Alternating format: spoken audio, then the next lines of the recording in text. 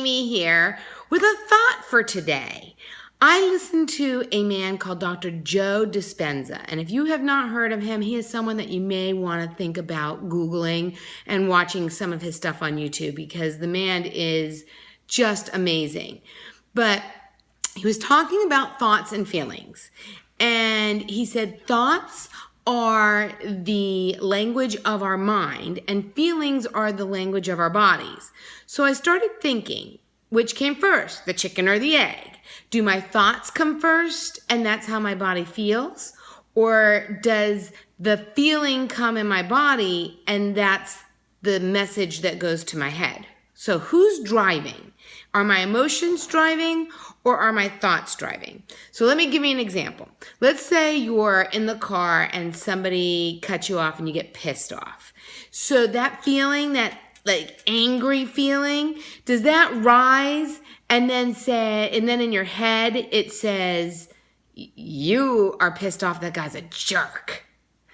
Or do you think in your head, that guy's a real jerk, and then you get that thing in the pit of your stomach? And you might say, Amy, what the heck difference does it make? But as I started thinking about this, I started thinking, can we circumvent that?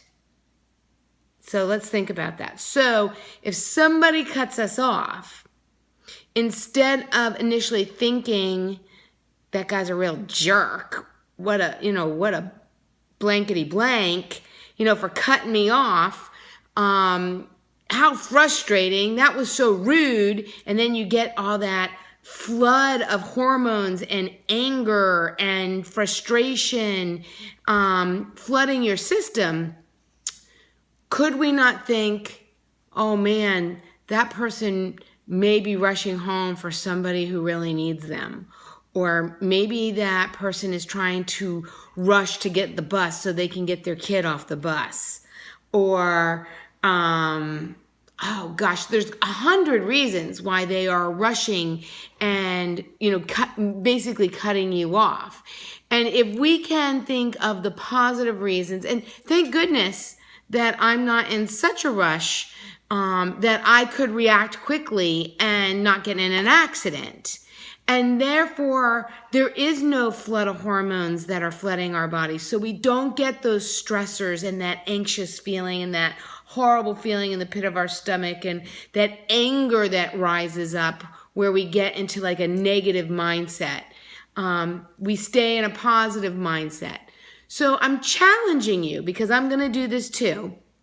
As we go throughout our day, let's look and see, do our thoughts start the language and communication that then communicates to our body and we react and get those hormones and that feeling?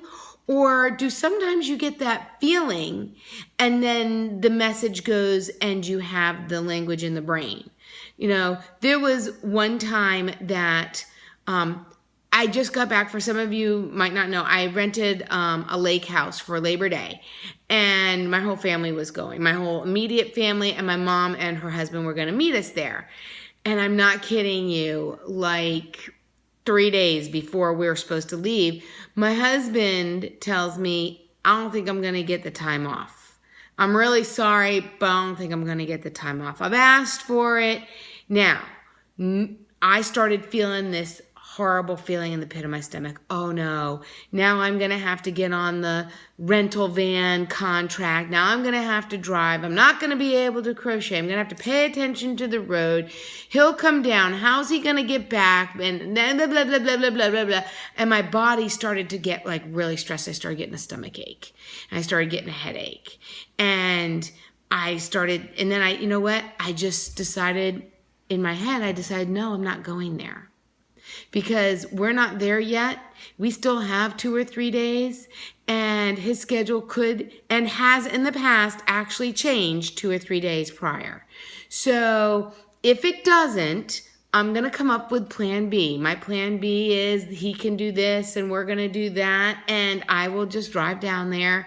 And if that's what's meant to be, I'm going to surrender to it, and that's what's meant to be. I have no control over whether or not his job gives him all the time off or only a few of the days off. And I just let it go. I felt so much different. That flood of hormones and that anxiousness, which would normally make me run for a bag of chips or a box of crackers or like snacks galore, didn't have me do that. Because I said in my head, this may never happen. This situation that I am worrying over may never happen. And you know what? In the end, like literally the day before, work called and they got his schedule worked out and he was able to stay with us the entire time. So had I eaten that box of crackers or that bag of chips or, whatever your go-to thing is when you get stressed out, it would have been all for nothing because that worry and that anxiety was for nothing because that situation never even happened. So think about that as you start experiencing a myriad of emotions today, tomorrow, the rest of this week, over the weekend. And then let me know, are you feeling the feeling first, like I felt with my husband's situation, where you have to tell your brain has to send the signal back to your belly saying, it's okay, it may never happen. You need to let that feeling go because you're getting anxious and worried over something that may never happen or may never come to be. Or, so in that case, my emotions were in the driver's seat and my head had to overrule and say, time out, girlfriend, that's not happening.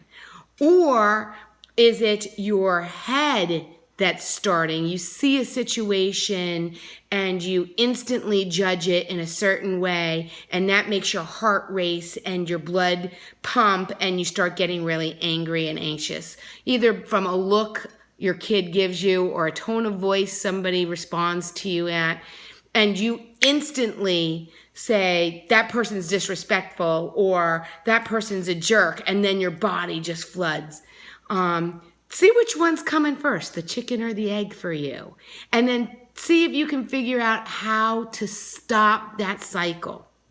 That's my challenge. Let me know how it goes. I'll talk to you guys later. Hope you're having a great one. See ya.